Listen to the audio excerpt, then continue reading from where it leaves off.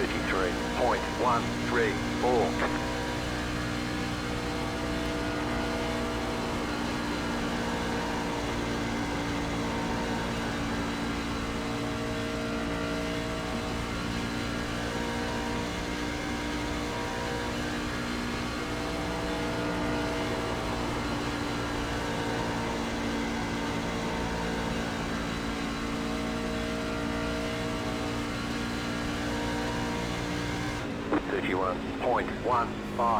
Alright, let's take a look at that. I'll be honest, there's not a whole lot to say on this, but if you saw the beginning of this video, then you saw that I was really crawling it along for the first lap, the out lap in the first part of the first lap.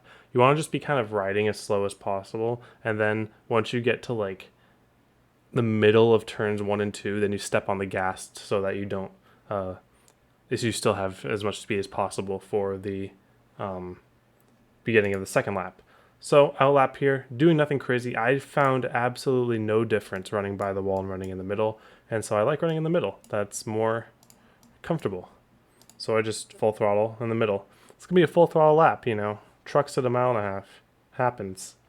Full skill and knowing these little tricks. Whenever, here's a pro tip for you guys. Whenever a C-fix lap is full throttle, you want to do that second lap with the first lap creep. That's pretty much always how it goes. All right. So we definitely go down to the, not definitely, but I did test out both ways, and I did like going down and cutting the apron more than staying on the white line. Saves about a 2 or 3 hundredths.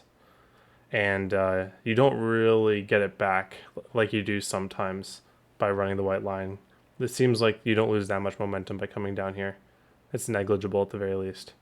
Okay, so you notice how we don't go all the way out to the wall here. Going all the way out to the wall is slow. You're traveling a farther distance. This truck can perfectly handle second lane to first lane full throttle. You just literally down to the white line, you drive to the white line, full throttle. So the very important thing about this is to make sure that if your car wants to start spinning out, you have to counteract that with your steering wheel. So that usually means coming off the white line a little early. That's okay. It is better to come off your line a little early than it is to slide the rears even a little bit, because sliding the rears even a little bit is going to hurt your momentum for the whole lap. But I would rather come off the line late, like I did here, and shortcut the exit. This minus 2 hundredths over my previous attempt was me just staying on the white line longer without having my rears slide at all. Okay. Very cool. Full throttle. You'll love it. Alright, 3 and 4. Same idea. Absolute same idea. I kind of like being angled a little bit more for 3 and 4, but still I'm entering pretty much on second lane. And then we just turn down to the white line. Keep it down there.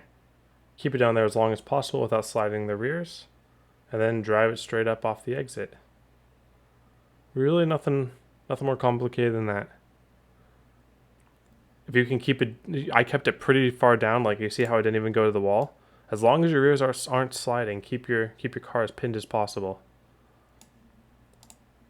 All right, and then for final good measure, we are just going to cut the apron one more time and get to the start-finish line.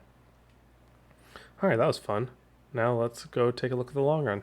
Alright, let's do long run now. So, I don't particularly know what we're going to achieve here with long run, because I think this is just going to be a little bit of race strategy talk. So, this is going to be pretty much full throttle for a lot of this, and then there's going to be the same drafting that you always get in C-fix and blocking and all that good stuff. But as you get worn down the tires, you will start lifting a little bit. So I really like breathing the throttle a bit on entry just to keep it tight on the bottom. There's really no handling that you have to worry about except for maybe tight exit if you push a little too hard. I don't really like the apron in the truck because I think it hurts momentum too much. The truck is really momentum based compared to some of the other cars because of the low power. So I think just doing whatever you can to maximize your exit speed. You can give up a little bit of time on entry because what's anyone going to do about that, right? Unless somebody's right on your bumper, drafting right on your bumper, giving up a tiny bit of time on entry just to ensure that you're full throttle and wheels engaged for the rest of the corner, that's what you want to do.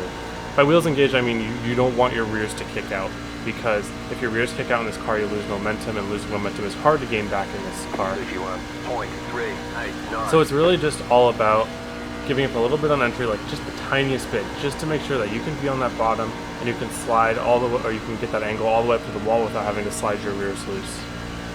And now draft is going to be a bit of a factor here, so when you're under somebody, you might get a little bit more aero tight, so you might have to let off, breathe a little bit more on the throttle.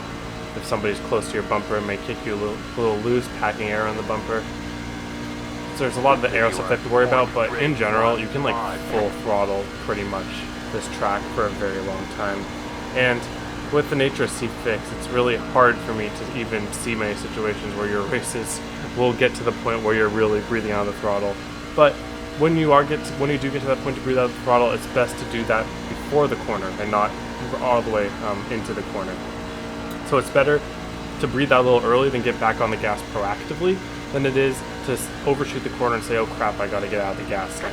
Because getting back on the gas faster, even if that means getting out of the gas a little earlier, means that you carry the momentum over a longer period of time, which helps you out for at least down this straightaway.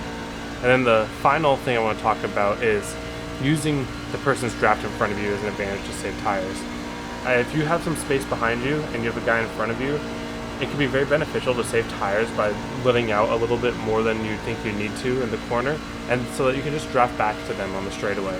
Because if you have a really good corner entry and you pretty much just get to somebody's bumper and you have to kind of slow down, that's just wasted tire from having a good corner entry. So I think in that situation, unless you're really trying to go for a pass, you want to just let out a little bit more than you think you need to and let the draft take care of the rest until you're ready to make the move. But other than that, if anyone has any questions, feel free to leave them in the comments below and I'll check this periodically throughout the week. Alright, thank you all for watching. Hope you have a wonderful day, and I hope to see you all on the track.